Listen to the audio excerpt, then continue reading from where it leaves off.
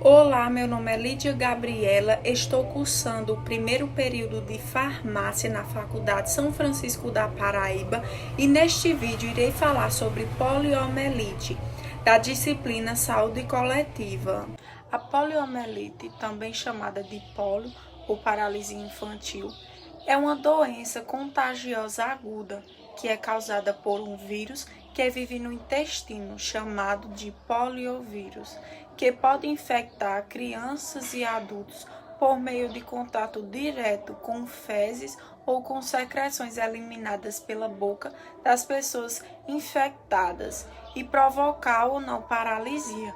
Nos casos mais graves, em que acontece a paralisia musculares, os membros inferiores são os mais atingidos. Os poliovírus possuem 3 sorotipos. O tipo 1 é o mais paralitogênico e a causa mais comum de epidemia. Os seres humanos são os únicos hospedeiros naturais. A infecção é altamente transmissível por contato direto. As infecções assintomáticas ou secundárias, poliomielite abortivas, são mais comuns do que infecções não paralíticas ou paralítica, sendo a fonte principal de disseminação. O vírus entra por via fecal, oral ou respiratória, então se multiplica na mucosa orofaríngea e do trato gastrointestinal inferior. Daí o vírus é secretado pela saliva e pelas fezes, a partir de onde pode ser transmitido para outras pessoas. O vírus então entra nos linfonodos cervicais e mesentéricos. Daí segue-se uma viremia primária com disseminação do vírus pelo sistema retículo endotelial. A infecção pode ser contida nesse ponto, ou o vírus pode se multiplicar ainda mais, provocando vários dias de viremia secundária, culminando no desenvolvimento de sintomas e de anticorpos. Nas infecções paralíticas, os vírus alcançam o sistema nervoso central, que não está claro se por viremia secundária ou por migração ascendente pelos nervos periféricos. Lesão significante ocorre somente na coluna espinal e no cérebro, particularmente nos nervos que controlam a função motora e autonômica. A inflamação é composta de danos produzidos por invasão viral primária, fatores que predispõem à lesão neurológica grave. Inclui aumento na idade, ou seja, ao longo da vida,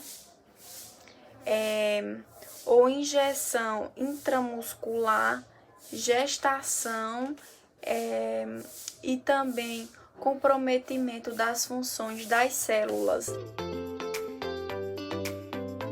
No Brasil, o último caso de infecção pelo poliovírus selvagem ocorreu no ano de 1989, na cidade de Souza, Paraíba. A estratégia adotada para a eliminação do vírus no país foi concentrada na realização de campanhas de vacinação em massa, com a vacina oral contra a polio, que é chamada de VOP. Essa vacina propicia imunidade individual e aumenta a imunidade de grupo na população em geral. Com a disseminação do poliovírus vacinal no meio ambiente em um curto espaço de tempo. Os sinais e sintomas da poliomielite variam conforme as formas clínicas, desde a ausência de sintoma até as manifestações neurológicas mais graves. A poliomielite pode causar paralisia e até mesmo a morte, mas a maioria das pessoas infectadas não manifesta sintomas, deixando a doença passar despercebida. Existem duas formas. Na forma subclínica, é infecção com poucos ou nenhum sintoma, que tem quadro semelhante de outras doenças virais, incluindo febre, dor de garganta, náusea, vômito, dor abdominal e raramente diarreia. Já na forma paralítica, atinge cerca de 1% dos infectados pelo vírus.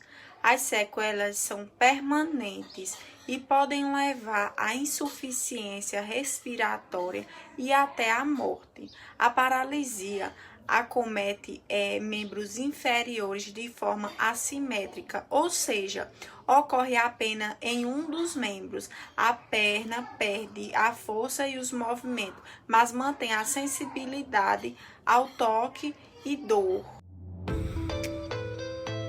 Critérios para coleta de amostras de contatos. Então, a coleta de comunicantes de caso com clínicas compatíveis de poliomielite, quando houver suspeita de reintrodução da circulação do poliovírus selvagem devido às viagens ou visitas relacionadas aéreas endêmicas, contato de casos em que haja confirmação do vírus vacinal derivado mutante, observar que os contatos não são necessariamente intradomiciliares, embora quando presentes devem ser priorizados para coleta de amostras de fezes e que os mesmos não devem ter recebido a vacina oral contra a polio, que é a VOP, nos últimos 30 dias. Toda e qualquer coleta de comunicantes deverá ser discutida previamente com o nível nacional. O diagnóstico da poliomielite é punção lombar, cultura viral, ou seja, fezes, garganta, sorologia para os sorotipos de vírus da poliomielite, outros enterovírus e vírus da Nilo ocidental, quando não há manifestação no sistema nervoso central. A poliomielite sintomática, ou seja, poliomielite abortiva, assemelha-se a outras infecções sistemáticas virais e tipicamente não é considerada diagnosticada durante uma epidemia. Quais são as causas e sequelas? Então, a falta de saneamento, as más condições habitacionais e a higiene pessoal precária constituem fatores que favorecem na transmissão do poliovírus, causador da poliomielite. As sequelas da poliomielite estão relacionadas com a infecção da medula e do cérebro pelo poliovírus. Normalmente correspondem às sequelas motoras e não têm cura. Assim, as principais sequelas da poliomielite são problemas e dores nas articulações, pé torto, conhecido como pé equino, em que a pessoa não consegue andar porque o calcanhar não encosta no chão. Também o crescimento diferente das pernas, o que faz com que a pessoa manque e incline-se para um lado, causando escoliose, e também a osteoporose e a paralisia de uma das pernas. Ocorre também a paralisia dos músculos, da fala e da deglutição, o que provoca o acúmulo de secreções na boca e na garganta, dificuldade de falar, atrofia muscular, hipersensibilidade ao toque. E as sequelas da poliomielite são tratadas por meios de fisioterapia e da realização de exercícios que ajudarão a desenvolver a força dos músculos afetados, além de ajudar na postura, melhorando assim a qualidade de vida, diminuindo os efeitos das sequelas. Além disso, pode ser indicado também o uso de medicamentos para aliviar as dores musculares e das articulações. A poliomielite atinge também os adultos, então, embora ocorra com maior frequência em crianças, a poliomielite também pode ocorrer em adultos que não foram imunizados. Por isso, é fundamental ficar atento com as medidas preventivas, como lavar sempre bem as mãos, ter cuidado com o preparo dos alimentos e beber água tratada. Como é feito o tratamento? Então, não existe tratamento específico da poliomielite. Então, todas as vítimas de contágio devem ser hospitalizadas, recebendo tratamento dos sintomas de acordo com o quadro clínico do paciente. A vacinação é a única forma de prevenção da poliomielite. Todas as crianças menores de 5 anos devem ser vacinada conforme o esquema de vacinação de rotina e na campanha nacional anual. O esquema vacinal contra a poliomielite é de 3 doses da vacina injetável, a VIP, aos 2, 4 e 6 meses, e mais 2 doses de reforço com a vacina oral bivalente, que é a VOP, que é a gotinha.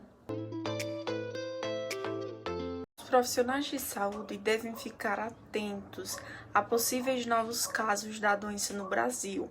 O monitoramento da ausência de circulação de poliovírus selvagem no país é feito a partir da vigilância das paralisias flácidas agudas. Todo caso em menores de 15 anos, independentemente da hipótese diagnóstica, deve ser notificado, investigado imediatamente. A notificação é feita pelo Sistema de Informação de Agravo de Notificações. É necessária coleta de uma amostra de fezes até 14 dias do início do déficit motor para isolamento viral e esclarecimento diagnóstico. É preciso ainda realizar a reavaliação neuromuscular para avaliação de sequela neurológica aos 60 dias do início. A vigilância da poliomielite é avaliada com base nos indicadores de desempenho operacional das paralisias flácidas agudas em menores de 15 anos de idade. Primeiro, taxa de notificação, investigação epidemiológica em até 48 horas, coleta de uma amostra oportuna de fezes, proporção de notificação semanal negativa ou positiva. O Brasil é uma das referências mundiais em imunização e possui um dos maiores programas de vacinação do mundo, Programa Nacional de Imunização, que aplica anualmente uma média de 100 milhões de doses, e o SUS tem capacidade de vacinar mais de 1 milhão de pessoas por dia em todo o Brasil. A atualização da situação vacinal aumenta a proteção contra as doenças imunopreveníveis, evitando a ocorrência de surtos e hospitalizações, sequelas, tratamentos de reabilitações e óbitos. Algumas doenças estão eliminadas devido à vacinação, mas a ocorrência de baixas coberturas vacinais podem causar a reintrodução dessas doenças no país, voltando a ser um problema de saúde pública. O Brasil já eliminou 5 doenças com a imunização, que foi a poliomielite, que é a paralisia infantil, é a síndrome da rubéola congênita, a rubéola, o tétano é materno e neonatal e a varíola.